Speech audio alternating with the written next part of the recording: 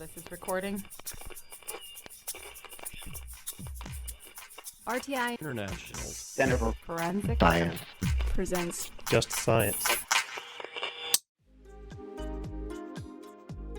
Welcome to Just Science, a podcast for justice professionals and anyone interested in learning more about forensic science, innovative technology, current research, and actionable strategies to improve the criminal justice system. In episode 2 of our Firearms Research season, Just Science sat down with Dr. Josh Hendrix, a researcher at RTI International's Center for Community Safety and Crime Prevention and an expert in school safety and violence prevention, to discuss school safety in the age of mass shootings.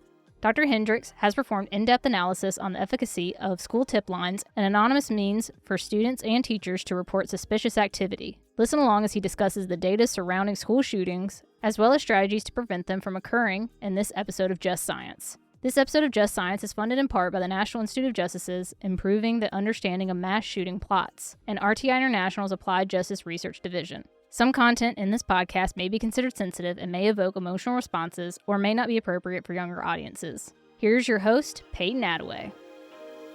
Hello, and welcome to Just Science. I'm your host, Peyton Attaway with the Applied Justice Research Division at RTI International. Our topic today is school and community safety. Today, we are talking with Dr. Josh Hendrix. Welcome to the podcast, Josh. Thank you for having me. I'm excited to be here. Dr. Hendrix, could you provide our listeners with a little bit of background on yourself and how you started doing research in the area of school safety and community safety? Sure. So I think I've had an interest in schools and violence prevention there for a long time. I was in high school when the Columbine tragedy happened, like many others that impacted me very much. Beforehand, I think many of us just didn't know that kind of thing could happen. And I was sort of a part of that first generation in which schools really started to think, how do we prevent this from happening? So doing lockdown drills and thinking differently about certain types of students with certain qualities. And as I sort of went through my education and began working in social science research, I started looking for opportunities to add to that knowledge base and help produce information that could be used to make schools safer. After the Sandy Hook tragedy, in the few years after that, the Department of Justice started making millions of dollars for research available to researchers to study ways to make schools safer through the Comprehensive School Safety Initiative under the National Institute of Justice. And in one of those first rounds of that funding, I applied for funding to look at bullying and assaults and other types of problematic behaviors that happen on school buses, because this was always an area, a part of the school day I thought was sort of open-ended and unstructured and maybe gave kids a little bit too much opportunity to interact with each other in ways that were not always positive.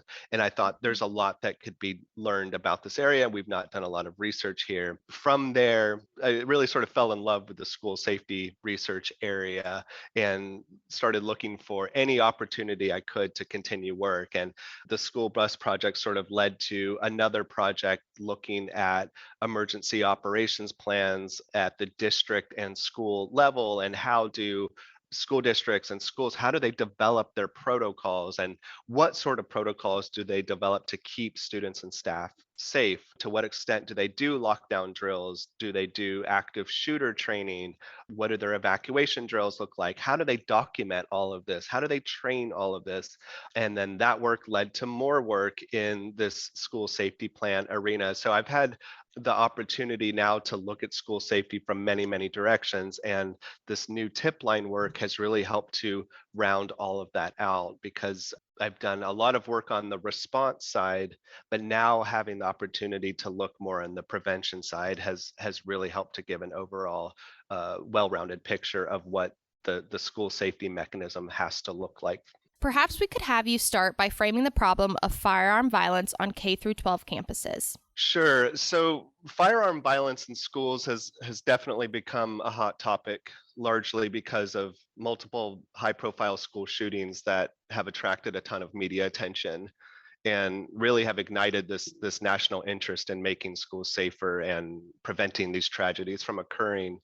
But despite all of this relatively new attention, and even with current events that remind us that tragedies can and certainly do happen, overall, schools are pretty safe institutions, and in many ways, they've become safer over time.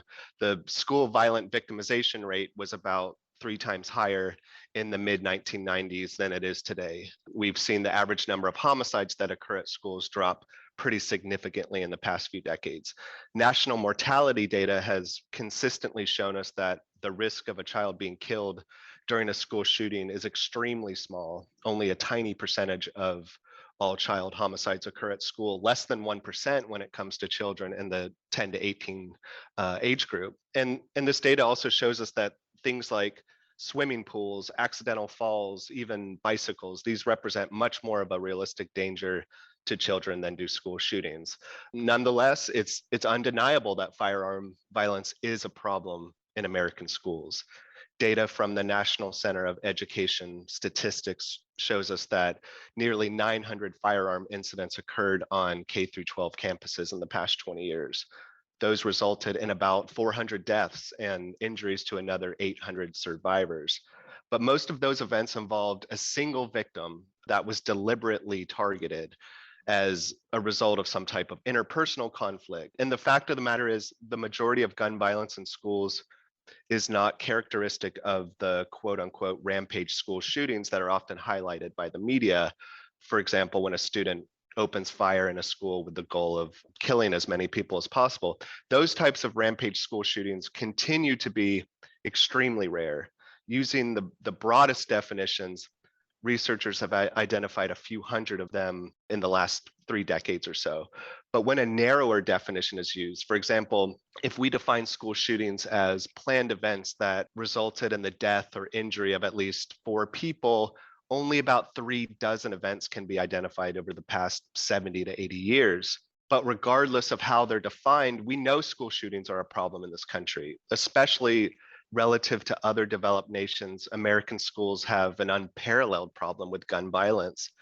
And the truth is, any gun violence in schools is too much. No child, no staff member should ever have to experience this, and no amount of it should be acceptable to us, because even if they're rare, they have a vast impact on schools and communities. Every single one of these events has had devastating, long-lasting effects on school climate, on student learning, on feelings of safety, on overall faculty and staff well-being. So we owe it to the victims, as well as the hardworking staff and the students in this country, to continue to devote resources to researching school violence and understanding its precursors and building a knowledge base that's actionable and ultimately can help us eliminate this quality from our education system. Thank you so much, Dr. Hendrix. What do we know about the precursors to school shootings and school firearm violence? Is there a typical profile for a school shooter, or are there certain warning signs that a student might be planning this type of violence? That's a great question. And unfortunately, the answer is not entirely clear-cut. What the research over the course of the last 20 or so years has uncovered is a surprising amount of variation in the social and individual background characteristics of school shooters. So much so that developing a school shooter profile is actually a pretty unwise practice, because it could lead school administrators to miss some students who don't fit the profile and possibly cause unfair targeting of others who do. The reality is that for most of the warning signs we can conceive of, some students who have committed a school shooting exhibited those warning signs and others did not. For example, some, but certainly not all, were bullied or felt rejected by their peers or showed signs of depression. Others were sort of unapologetically fascinated with guns and violence. But we see differences on these warning behaviors when we look back, and we end up understanding each event as a sort of perfect storm of individual and environmental conditions that came together in very distinct ways. And the fact is that because school shootings are so rare and no 2 of them are ever completely the same, they're extremely difficult to predict.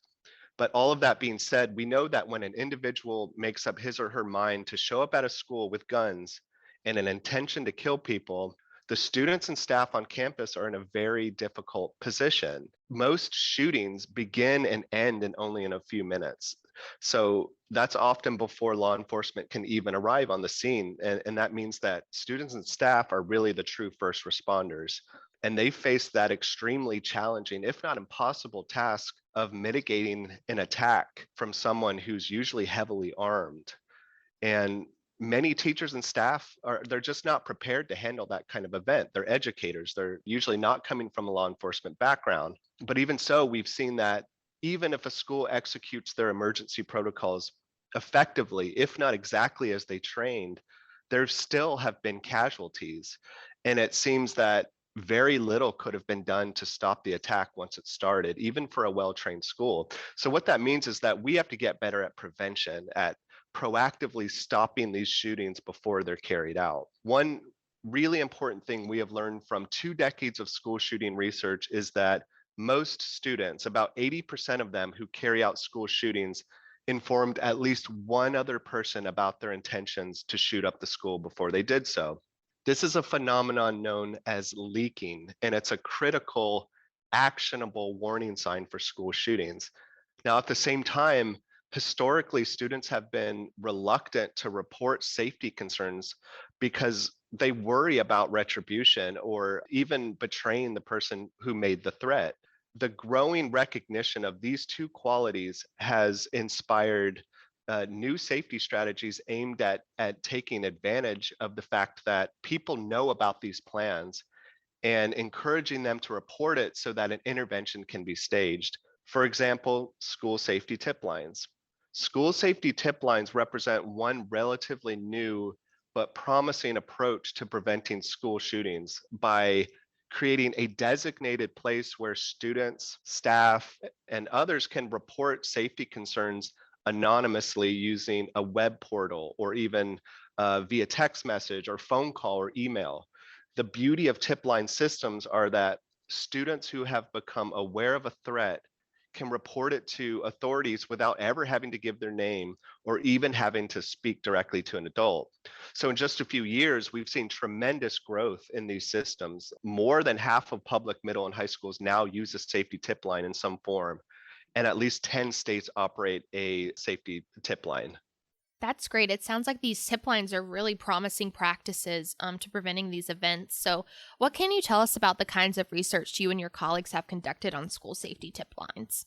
Yeah, so with funding from the National Institute of Justice, we've had a pretty unique opportunity to take an in-depth look at school safety tip lines. This is a project led by Dr. Michael Planty at RTI, who's the director of the Center for Community Safety and Crime Prevention. And that included a survey of more than 1,200 school principals to document the prevalence of tip lines, the types of schools that are most likely to use them, how they're being used, and the challenges and benefits of those systems. Now, we've also had the opportunity to study thousands of tips submitted over the course of a couple of years and to understand the types of safety concerns that are being reported and what types of details are provided in these tips. One area that relates directly to the topic of firearm violence is an analysis we conducted of tips submitted to the Safe Oregon tip line, which is a state-operated school safety tip line for Oregon students, parents, and staff members.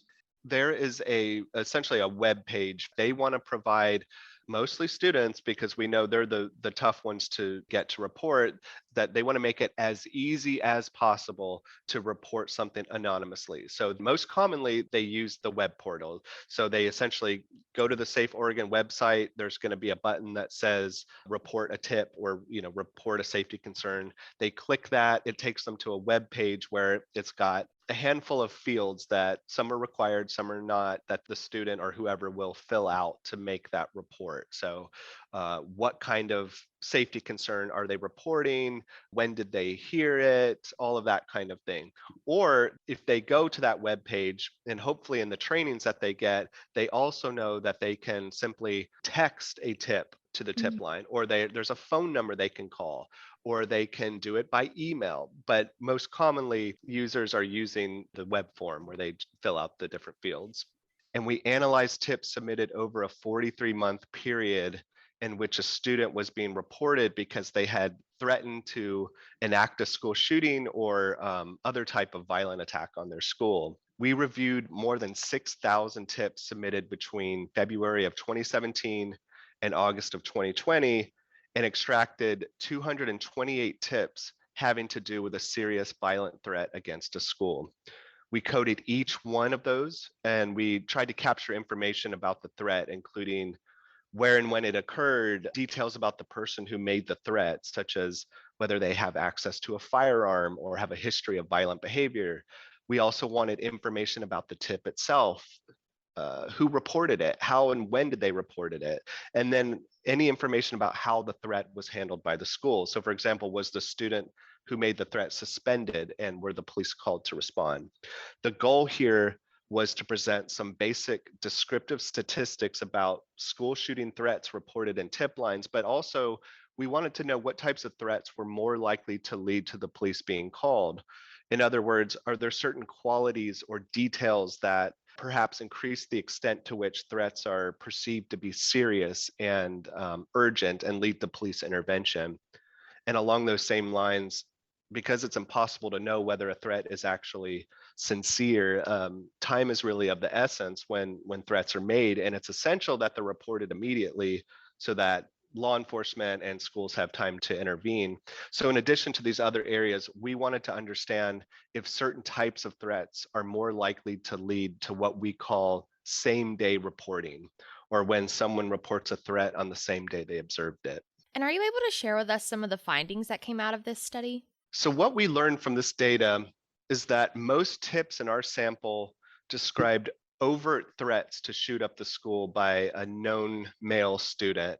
And that threat was usually made out loud at school, usually in the classroom or in the hallways, or often using social media, most commonly Snapchat or Instagram.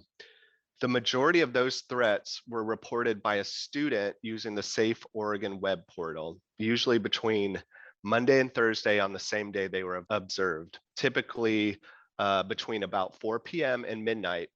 But a sizable number were also reported on the weekends or in early morning hours or during the school day. So tips are really coming in at all times, and administrators have to be prepared to receive and respond to them pretty much on a 24-hour cycle.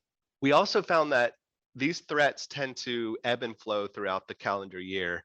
So for example, the fewest came in June through August when many students are on summer break, but we saw pretty massive increases in the fall and winter. We also saw a substantial spike during the 6-week period immediately following the shooting at Marjory Stoneman Douglas High School in Parkland, Florida in February of 2018. So it's possible that that shooting, although it occurred across the country from the schools using the Safe Oregon tip line, really impacted how students and staff perceived red flags in their interactions with particular students and really worked to drive up the number of threats people felt that they needed to report. And then interestingly, we found that about 1/3 of the threats mentioned a specific date for when the shooting or the attack would occur. And about 1 in 10 described a hit list or specific targets of violence or other very particular details about how the violence would be carried out. And when a date was mentioned in the threat, especially if that date was that day or the next day, the reporter was significantly more likely, about 4 times more likely, to report the threat on the same day they observed it. And the police were significantly more likely to be called to intervene. So that might suggest that threats with a specific date attached to them are perceived to be more serious, and the need for an intervention is more urgent because the student has seemingly begun to actually plan the shooting. Wow, that's all very, very interesting, especially kind of the findings that you guys had around the Parkland shooting and how these major events play into our perceptions of people, even across the country. So whenever someone reports to the tip line, does that tip go to school administrators and law enforcement, or kind of what's the logistics of that? Yeah, it really depends on who's running the tip line. So with the state operated tip lines, they have, fully trained technicians that review tips in real time as they come in. And what we know is that they route them to the appropriate personnel. So obviously the school top administrators have to be informed.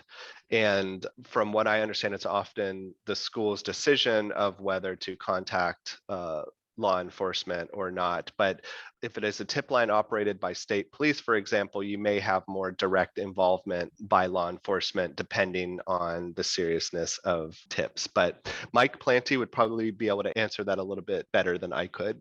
Yeah, it seems really interesting because, like, in my mind, or at least what I hear in the media a lot of, the administrators just don't know which threats to take seriously or not, and they don't want to, like, over police kids, but you kind of have to in a way. And I've thought about that issue a lot with this project because it was eye-opening in how many of these types of threats we saw in this few years of tip line data. Obviously they represented a small proportion of all the tips, roughly around 4%. But when you're talking over just a few years and you have hundreds of these are just the ones that are reported through a tip Right. line. Obviously, there's a huge dark figure that are never reported and we don't know about them. So schools are getting a lot of these tips. They probably realize to some extent students are using these kinds of threats as a way to gain status or power over Mhm. their peers, because in an era in which mass shootings and school shootings are common, it comes with a great deal of power to declare that you have intentions to do that kind of harm at your school, and you can really have an effect on people very quickly. So to get that kind of response, I think can be very, very powerful. And so school administrators don't know which ones are serious and which ones are not, but I think they have to treat all of them as serious Mhm. because making that kind of threat just has to be unacceptable. Right. So, what are some of the practical implications of your findings? Well, a lot of the implications come down to the need for training for students and staff on how to use tip lines. In about 13% of the tips we analyzed, it wasn't clear who'd made a threat because the reporter did not provide enough information about that person's identity, which is pretty consistent with past research that finds insufficient detail to be a common problem with tip lines. It was also pretty uncommon for the tipster to mention other qualities the literature suggests are key warning signs for school shootings, such as access to a firearm or a history of being bullied or engaging in self-harm. The challenge here is that it's up to the discretion of the reporter to include these details or to mention if a date or a hit list was declared in the threat. They are not prompted to provide these details.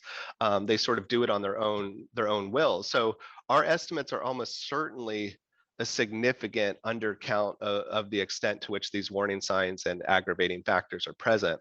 And this is important because the amount of information provided can really impact how the tip is perceived and whether an intervention is needed. And if the reporter engaged anonymously with the tip line, well, follow up can be impossible. And so those details may never be retrievable. So as tip lines become more and more popular as a mechanism of violence prevention, it's critical that students and staff are trained on how to use them effectively. Trainings have to emphasize the importance of describing the safety concern as clearly and as with much detail as possible, and providing some actionable information that can be used to sort of gauge the seriousness of the threat. Additionally, 30% of the threats we examined were not reported the same day they were heard or seen or otherwise observed. And about 10 of them were reported a week or more after the threat was made.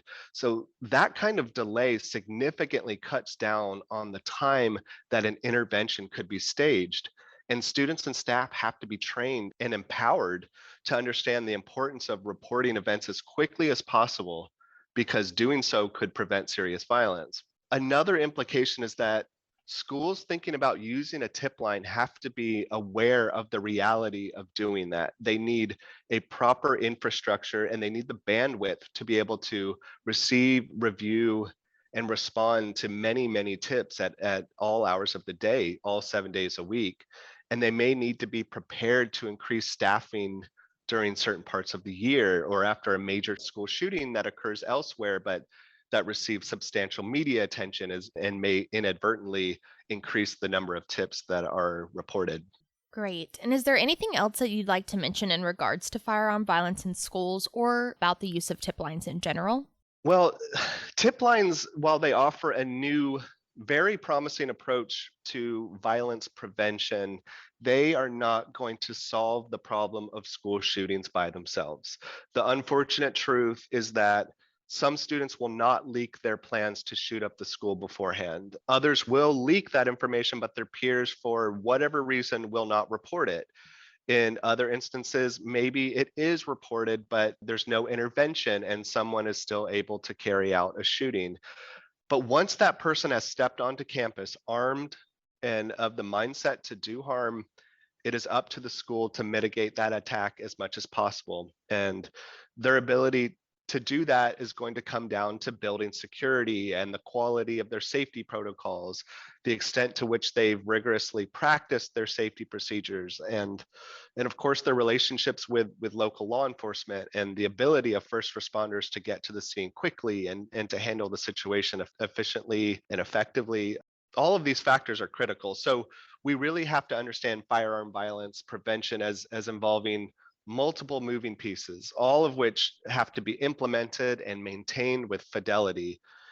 And in addition to using a tip line to gain intel about possible plans for harm against a school, we want to see schools have well-developed protocols for threat assessment and comprehensive safety plans, and that they're incorporating all of their staff and students in the training of those plans, practicing their emergency responses often and with local first responder agencies, and continuously learning from areas of vulnerability and areas in which they need improvement. It's a dynamic process that unfortunately schools really have to approach from numerous angles and consistently work to improve. Well, that's all we have time for today. I'd like to thank our guest, Dr. Josh Hendrix, for sitting down with Just Science to discuss school and community safety. Thank you so much, Josh. Thank you. I'd also like to thank you, the listener, for tuning in today. If you enjoyed today's conversation, be sure to like and follow Just Science on your podcast platform of choice. I'm Peyton Attaway, and this has been another episode of Just Science. Next week, Just Science sits down with RTI's Mark Pope and RAND's John Hollywood to discuss mass shooting attacks. Opinions or points of views expressed in this podcast represent a consensus of the authors and do not necessarily represent the official position or policies of its funding.